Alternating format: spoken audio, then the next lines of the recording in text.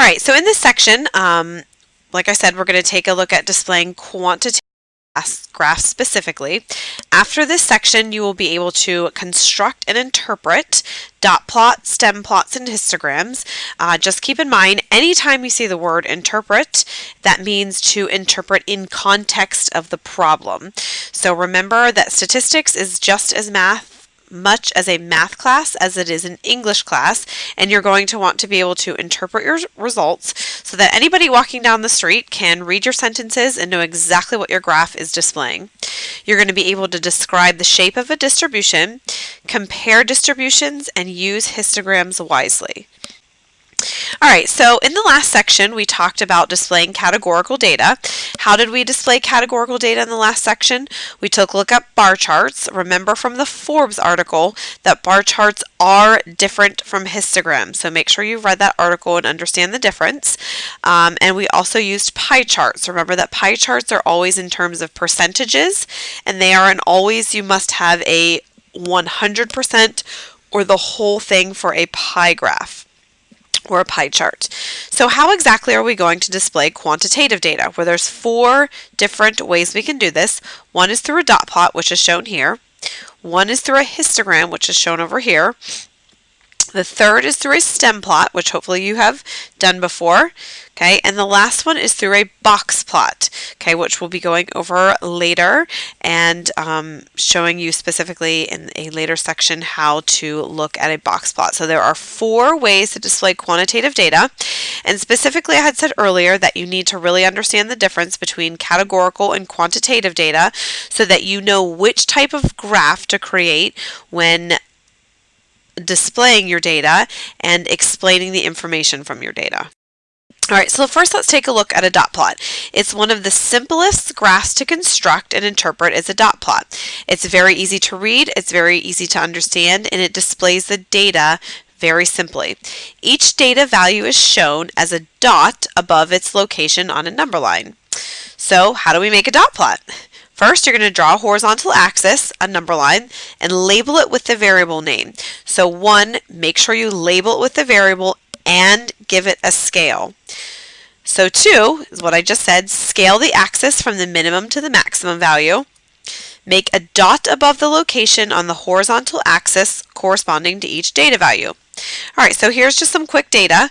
Here's the number of goals scored per game by the 2004 U.S. women's soccer team. So for example, the first game they scored 3 points, second game they scored 0, third game they scored 2, fourth game they scored 7. What does the dot plot of that look like? Well, first of all, the smallest number of goals was 0, the largest number of goals was 8, so we drew an horizontal axis and scaled it from the minimum 0 to 8 the maximum. We labeled it, that's really important, the number of goals scored so your reader knows exactly what they're looking at, and then each dot we just went through. So at 3 we put a dot at 3. At 2, we put a dot at 2. So it's very easy to see, okay, it looks like most of the games they scored 1, 2, or 3 points. The least amount of points they scored was 0. The highest amount of points they scored was 8. So it displays the data very clearly. You can read it very quickly and get a quick summary of what your data looks like from a dot plot.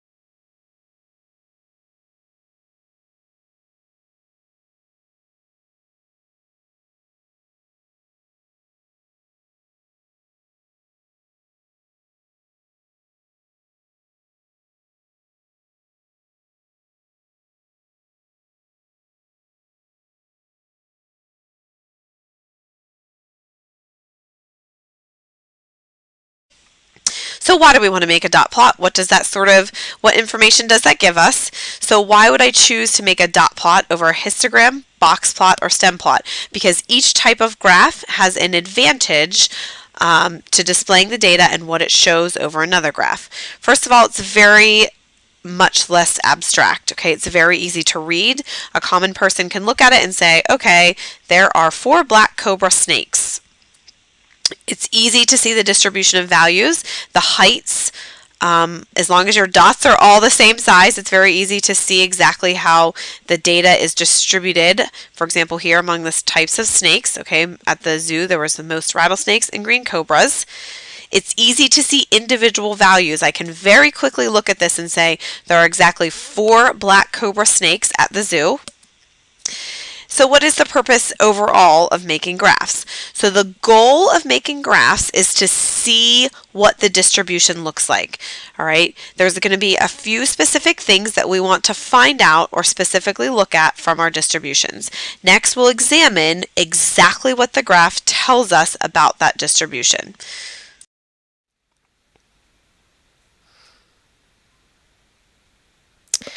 Okay, so how do we go about examining the distribution of a quantitative variable?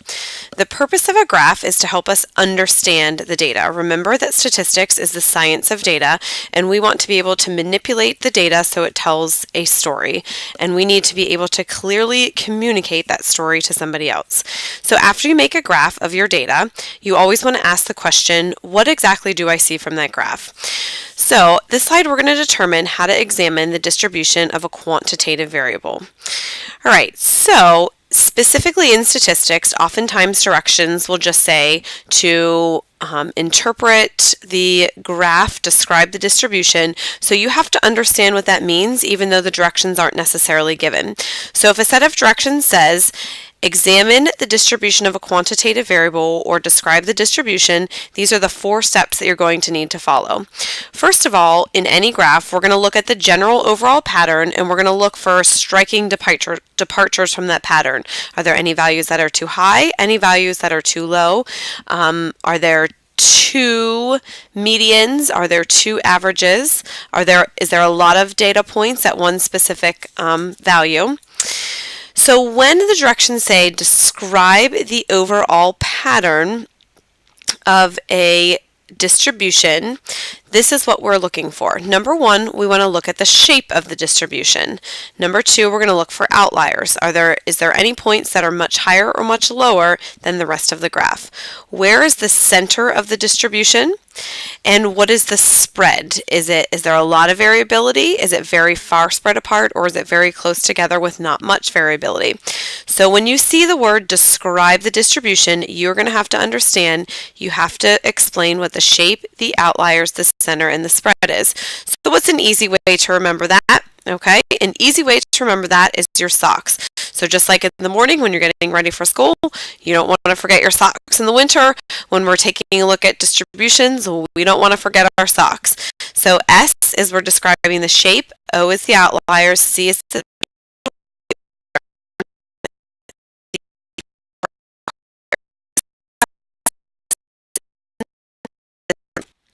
Okay, so now you have the directions, describe the distribution. What exactly does that mean? Please remember that anytime it says describe the distribution, you must do Socs. Shape, outliers, center, and spread. Even though it's not explicitly stated in the directions, you have to understand that that's what the question is asking you. All right, so the table below in Dotplot displays the Environmental Protection Program Agency's estimates of highway gas mileage in miles per gallon for a sample of 24 model year 2009 mid-size cars. If you think about this, this is the example that we used in the previous section. So here's our model of cars. Okay, here's our dot plot that represents our miles per gallon. So remember that in this case, we labeled the horizontal axis. We have the lowest value, the highest value, and then each of the dots represents one of the miles per gallon. So if we say describe the distribution, we're going to take a look at the shape, the center, and the spread, and then we want to ask ourselves, are there any outliers? So let's just take a minute to look at the next few slides to examine what all of this means and what you're expected to explain whenever you're asked to describe the distribution. Another thing that you want to make sure you do is make sure you put it in context, okay? So when someone reads this question and you're talking about the shape of the graph, they should know somewhere that you're talking about the shape of a graph and you're discussing the miles per gallon for a sample of year 2009 mid-size cars. Okay, so what does it mean when we're asked to describe the shape? So you might remember from your summer assignment or your beginning of the school year assignment that when we're asked to describe the shape, we're looking for a distribution's shape. We want to concentrate on the main features, all right? Basically what we're looking for is rough symmetry or clear skewness. No graph is ever going to be perfectly symmetrical, or it might not be highly skewed one direction or the other. Is it roughly symmetrical? All right, so what are the three basic shapes we're going to be looking for? Number one is roughly symmetric. So a distribution is roughly symmetric if the right and left sides of the graph are approximately mirror images of each other. Please make sure you never just say symmetric. It is approximately symmetric, roughly symmetric, and this is where you can fold the graph in half and it's the exact same on both sides. It's not going to be perfectly, but it is very, very close. Okay? So this is a graph of a roughly symmetric. Okay, if we were rolling the dice, what numbers came up? Okay, if I sort of fold this graph in half right here, it's about the same on both sides. Okay, and we'll be talking about this later, but it's sort of a nice bell-shaped curve. Okay, a distribution is skewed to the right or right skewed if the right side of the graph containing the right half of the observations is much longer than the left side. I think of this as a tail. The tail of the graph is on the right, so it's right skewed. So here's our dog right here. His tail is on the right-hand side. So if there's a long tail of values on the right-hand side, it's skewed to the right. If it's skewed to the left-hand side of the graph is much longer than the right-hand side. Think of a dog wagging its tail. Its tail is on the left-hand side, so it's skewed to the left. So right here, this would be an example of a left-hand skewed graph. Notice the left tail is over here. Okay, think of a dog wagging its tail over here. Okay, this right here is skewed to the right. Okay, so if you're going to kind of draw a curve over it right here, here's where your tail is. Okay, the dog is wagging the tail on the right-hand side, so it's skewed to the right. Roughly symmetric, never perfectly. Draw a little curve, it's sort of skewed to the left or skewed to the right. All right, so what if it doesn't look like any of the normal three? So the three on the previous slide were the graphs that you will see most often. Okay, so for example, this one right here are rolls of our dice. Okay, somebody rolled a dice and we just took a look at what numbers came up when they rolled the dice. Specifically, I believe this is the sum of 2 die. Okay, this graph is called unimodal. This is what you will see most often in this course. What does unimodal mean? Unimodal means there's really only one peak in the middle, okay? So, or maybe two that are very close, but there's really only one peak in the graph. If I were to draw over it, I'm really going to peak once, okay? So unimodal is one peak. This is the peak right here. Okay, so for example, this is rolls of 100 dice and we're adding the sum of the die. Okay, so that's unimodal. We would say it's approximately symmetric and unimodal. So both of those descriptions. Okay, so what does it mean if it's bimodal? Bimodal means there are two clear peaks, okay? More than two mean it's multimodal. So if we look at this, if we're going to kind of draw a curve, our curve would go up here, so there'd be one peak, and then up here, and there'd be a second peak.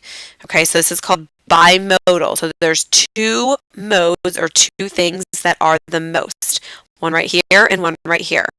Now keep in mind that you can have a bimodal approximately symmetric graph. Okay, so if you have two peaks that are kind of the same, that's why we have to be very specific when we say unimodal and symmetric. Okay. Another type of graph is uniform. So think of uniform. What does uniform mean? It means everything's the same. So the bars are all about the same height. They're never going to be exactly the same height, but they're all about the same height. So how do we describe the center of the graph? So that was the shape of the graph. So roughly symmetric. skewed to the right or skewed to the left. So the next thing we're going to talk about is describing the center. Now, please make sure when you're describing the center, you're talking about the center of the distribution. Don't just say the center is. Specifically, what are we looking at? We're not just looking at the center of the data, we're looking at the center of the distribution. Okay, so with a roughly symmetric graph, remember nothing in the real world is going to be perfectly symmetric. So we're always going to say it's approximately symmetric. Where exactly is the center or the middle of that graph? If we were to graph it, so something that's roughly symmetrical, the mean and median are going to be about the same. Okay, so let's look at this graph. The mean is the average. Since it's symmetric, there's going to be as many low as there are high, so the average is going to be in the middle. The median, remember, is the exact middle point of the graph. It's going to be also somewhere in the middle because there's equally points as high as equally points as low. So the mean and the median can describe the center of a roughly symmetric graph. What happens if it's right or left skewed? For graphs that are right and left skewed, you want to use the median. We're going to explain why later in the section, okay? But when you're describing the center, please make sure you state, since the graph is left skewed or right skewed, we're going to use the median to measure the center of the distribution. Just a quick reasoning, so if you think about this graph is skewed to the left because there's a long left tail. Okay, the median is going to be, if I was to line these dots up, the actual middle of the graph. The mean, okay, is the average. This tail is actually going to pull that average down a little bit. Okay, so the mean is going to make the average or the middle look like it's lower than it actually is. Okay, so what exactly are spread and outliers? We're going to learn more about the outliers and the spread in later sections, but for now we're just going to get a general idea of what spread is. Okay, so we have the shape, the center, and the spread and outliers. Okay, so spread is basically looking at how spread out or varied the data is. This is going to be a word we're going to be using often. Varied, if it's variable, that means there's a huge difference between the lowest and the highest. If it's not varied, then there's not a huge difference between the lowest and the highest. So let's just take a look at an example of the sum of the rolls of the dice vary from 2 to 12. Okay, so we're talking about the spread of the data. Okay, we're just stating what is the spread. The sum of the rolls of the die vary from 2 to 12. In this case, we're not saying that it is varied or is not varied. We're just specifically stating what is essentially the range of the data. Okay. With outliers, we'll formally define this in later sections, but for now, we're just going to look for anything that's outside the normal data range. So if we're taking a look at household size in South Africa, if we look at this data, we can see most of the data lies between maybe 3 and 12. Okay. However, there's these 2 points at 15 and 26 that are far away from the rest of the points. So we can say that it appears that there are 2 outliers of household size 15 and 26. Okay, so if we take a look at this distribution, the below dot plot is the reported findings of how many people are living in a household in South Africa. Okay, so we have household size, and we know it's South Africa. So if we said describe the distribution, take a minute and think about what that's going to look like before I go through the answers. I gave you the first one just to show you what I mean by in context. So when it says describe the distribution, you have to know that means Socs. Shape, outliers, center, and spread. Okay, so S, notice how this is in context. The shape of the distribution, okay, specifically that word distribution, for household size in South Africa is skewed to the right and unimodal. Okay, so it's skewed to the right, so we got a long right tail here. If I was going to draw a curve over it, unimodal, there's only one mode. Okay, so take a minute and think about how you'd answer those. Pause the recording, and then I'll go over them. All right, let's see how you did. Okay, so just remember that you know that that's Socs, and one of the other key things is that it's in context. If it's not in context, you will get points taken off, so keep that in mind. Okay, so S was our shape, O is our outliers. So in the previous slide, we said there appears to be 2 outliers in the tail of the distribution, those who reported living in households of 15 and 26 people. Notice in context, households of 15 and 26. C is the center. Since it's skewed to the right, we have a long right tail, we want to use the median or the midpoint. So notice how we specifically stated we're using the midpoint or the median. The midpoint of the number of people living in the households is about 6 people. Okay, so if you really wanted to, you could count and then count, 12 on either side. Okay, and the spread is talking about how varied the data is. The household size for South Africa, there's your context, vary from 3 to 26 people. In this case, we're just talking about the range. Okay, in later cases, we won't be using the range, but this, like I said, this is just a general overview of it. Okay, so why do we display our distributions in dot plots or histograms? The whole goal of doing this is to compare distributions. So some of the most interesting statistics questions involve comparing 2 or more groups. So when you are asked to compare 2 distributions, you want to still use your Socs. So we still want to discuss our shape, our center, our spread, and the possible outliers whenever we're comparing distributions of quantitative variable. A key here is to use comparative language.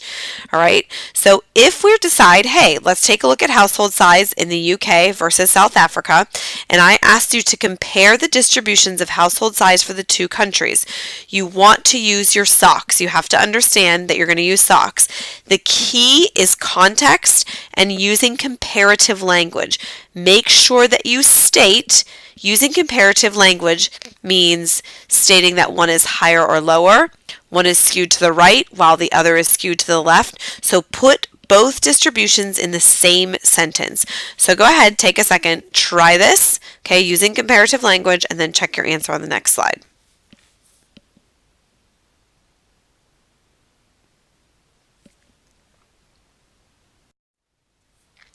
Okay, so what's key? We sort of already talked about this. It is imperative that when you compare data, you cannot just describe each distribution separately. Don't give me 8 sentences, 1 for South Africa and 1 for the UK.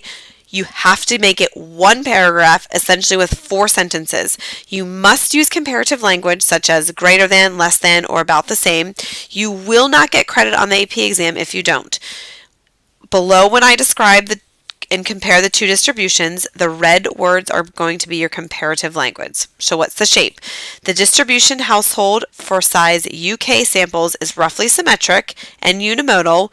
Now notice, while the distribution for South Africa is skewed to the right and unimodal. Okay, if it was the same, you would say is the same as. The center, okay, household sizes for South Africa students tended to be larger than UK students. The midpoints, and then specifically state what the median or the midpoints are. The midpoints of the household sizes are 6 people and 4 people respectively. You could also put that in 1 sentence. Household sizes for South Africa. The median household size for South Africa is about 6, which is larger than the median household size in the UK, which is about 4. Okay, so what's the spread? How varied are there? Okay, the household sizes for South Africa vary more. What do they vary from? 3 to 26, which is different than the UK, which vary from 2 to 6. Notice, once again, it says vary more. Okay, that's 1 sentence that's comparing the 2. Once again, the outliers. There don't appear to be any outliers in the UK distribution. However, okay, because there's nobody out here, the South African distribution seems to have 2 outliers in the tail of the distribution. Okay, students who reported living in households with 15 and 26. So you can't specifically say, or you could say they both have outliers. One has an outlier while the other does not. Okay, you're using that comparative language. So get your English class in stats. All right, so stem and leaf plots, you've seen this before. This is just a quick review. This is just a simple graphical display for small data sets. So I would not use stem and leaf plots for large data sets. It takes too much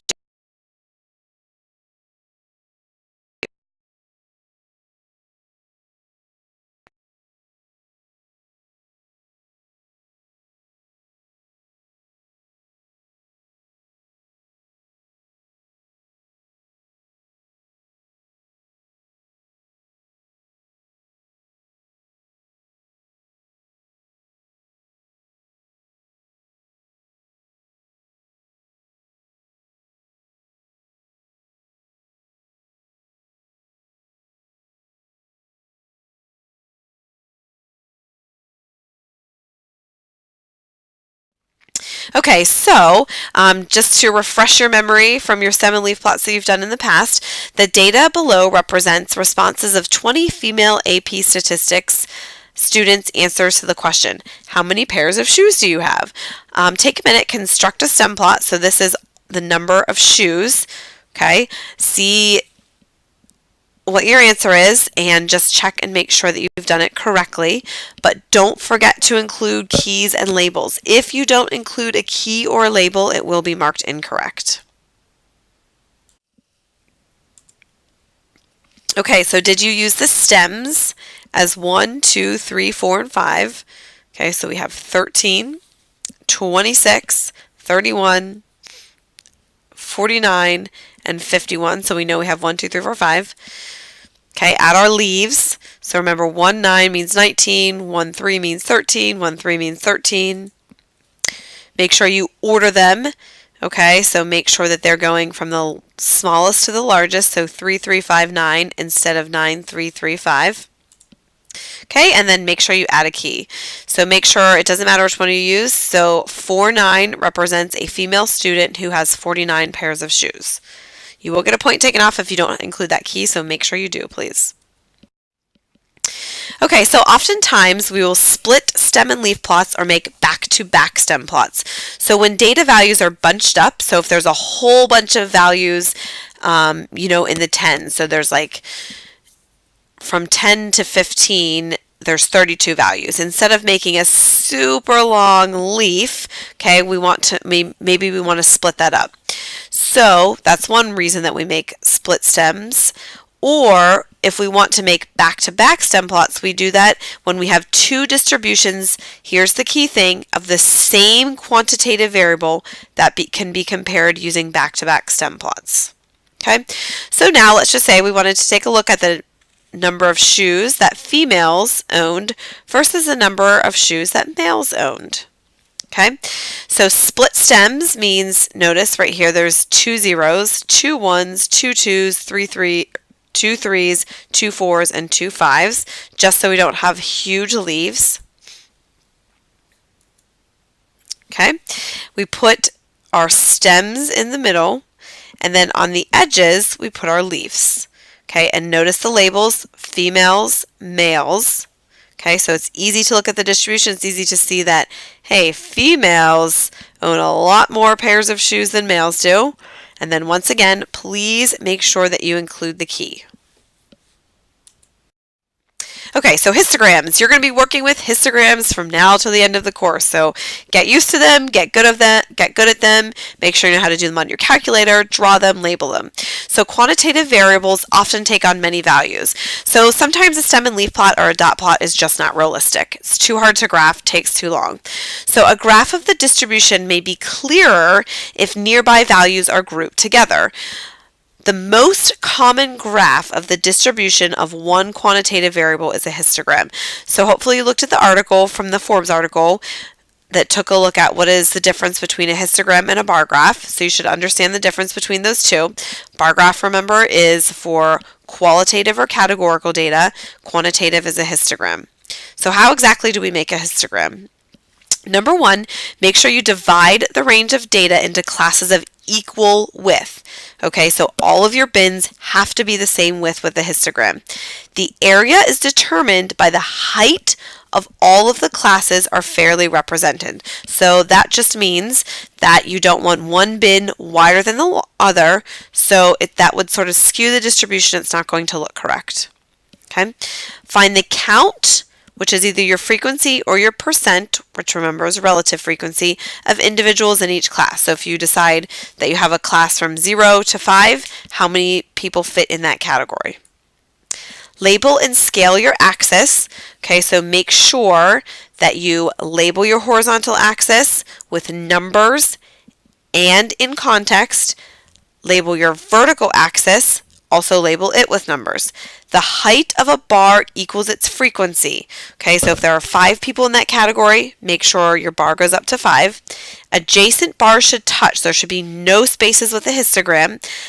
If there is a space, that tells us that that specific class contains no individuals. Okay, so a space means there is no one in that class. Okay, where a space in a bar graph doesn't necessarily mean that. People always ask, how do I know how big to make my classes? There's no one right choice for the class, okay? If you choose too few of classes, it's just going to look like a giant skyscraper and you're going to have no idea what the distribution actually looks like. But if you have too many, it's going to be too complicated and not give too good a picture. So on your graphing calculator, go in and you're just going to have to mess with the class widths until you find one that you like. Okay, so what I would like you to do is take a minute and make the histogram on just a piece of paper. So the table below represents data on the percent of residents from each state who were born outside of the U.S. Okay, so when this says class 0 to 5, that means 0 to less than 5% of residents were born outside the U.S., 5 to 10% were born outside the U.S., 10 to 15% were born outside the U.S., okay? Now the count tells us how many people, okay, how many states had a percent of 0 to 5 who were born outside the U.S. So here, 20 states have between 0 and 5% of people who were born outside the U.S. 13 states have between 5 and 10% of people that were born outside the U.S. Okay, notice our total is 50 since we have 50 states. Go ahead, make a histogram, and then you can check your answers.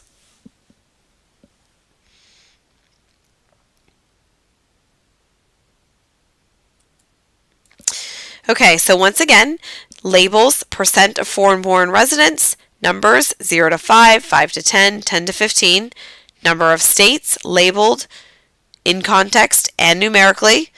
All right, our class is our percent of foreign-born residents, and the number of states is the count. So from 0 to 5, there are 20 states that had between 0 and 5% that were born outside the United States. Okay, so what is the difference between a frequency versus a relative frequency? So remember, a relative frequency is your percents. Okay, so if we wanted to look, remember from 0 to 5, there were 20 states that had 0 to 5% that were born outside the United States. So how did we get that percent of 40? We just took 20 divided by 50 to get 40%. So a relative frequency histogram, okay, is going to show you the percent of people. Okay, so 20% of the states had between 0 and 5% born outside the U.S. That's a tongue twister. Okay, so just keep in mind though that the percents then have to add up to 100. So relative frequency histograms are sometimes more useful than frequency histograms because we can compare two distributions, especially when the number of individuals is different. So let's just say we are comparing two countries, okay, and we are comparing the percent of people that were born outside of the United States versus the percent of people that were born outside of Canada.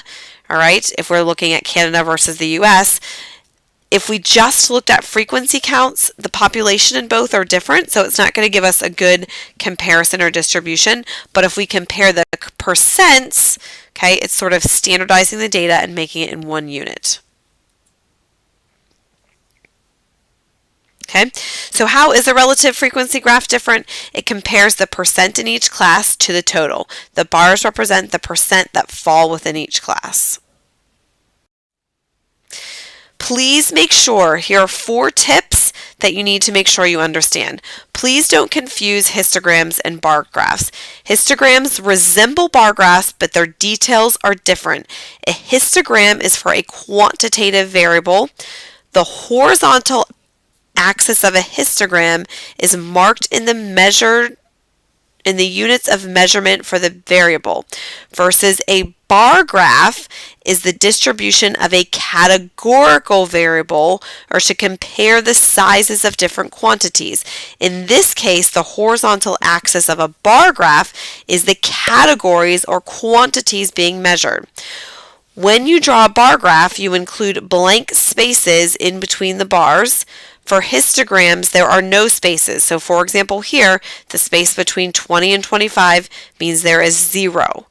Okay, so please just make sure you understand the difference.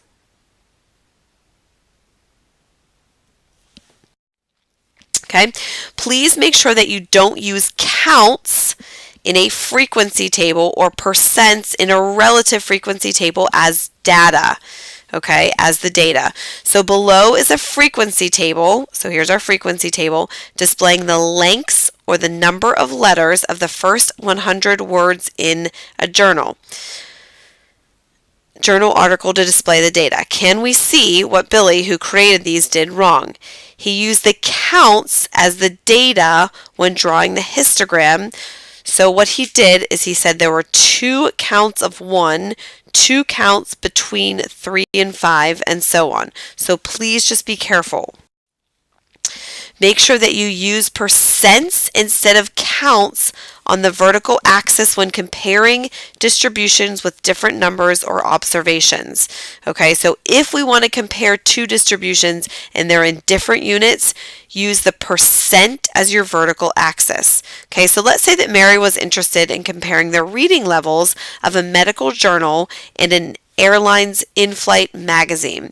She counted the number of letters in the first 200 words of an article in the medical journal and the first 100 words of an article in an airline magazine. She then used Minitab, which is a statistical software program, to produce the 2 histograms. Okay, histogram A and histogram B. So what do each tell us? If you take a look at histogram A, it's misleading. It compares the frequencies. However, the problem was the 2 samples had different sizes. The first one had size 100 and the second one had size 200. The first one has size 200, the second one has size 100. So using the same data, Mary's teacher produced the histograms in figure B. If you take a look at figure B, we're now comparing the percents. Okay, so by using relative frequencies or percents, we can provide an accurate comparison of word lengths in the 2 samples. Okay, because we're talking about the word length of 2, what percent had a word length of 2 in the medical journal versus what percent had a length of 2 in the airline journal. Okay, we're here, this is the count. How many had length of 2? How many had length of 2? Well, obviously one of them is going to be less because we only looked at 100 words instead of 200 words. Okay, make sure your graph is meaningful. Just because you have a graph that looks nice, it's not necessarily meaningful. All right, the graph below represents the students in a small statistics class recorded the number of letters in their first names. One student entered the data into an Excel spreadsheet and then used Excel's chart maker to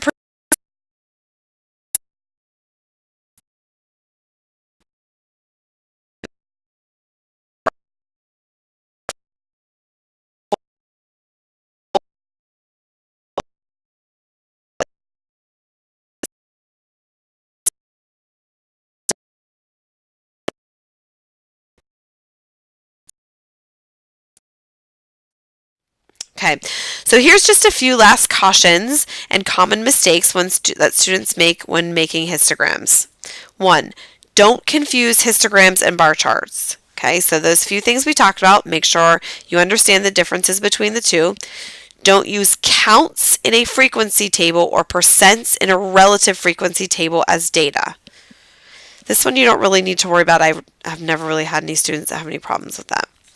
Use percents instead of counts on the vertical axis when you're comparing distributions because it puts it in the same units. Okay, just because a graph looks pretty, it doesn't necessarily mean that it's meaningful. So make sure your graph is displaying meaningful information that someone would actually use. Okay, so just a quick thing about histograms in the calculator. For this course, we will be providing video instructions and PDF instructions on how to use both the TI-84 and 89. Make sure you take a look at them on Blackboard. If you would like to know how to create a histogram on Blackboard, or a histogram on your calculator, please go to Blackboard, go to the calculator instructions, and there's where you'll find instructions on how to create a histogram on your calculator. Please make sure you do this as you'll be using this throughout the entire course.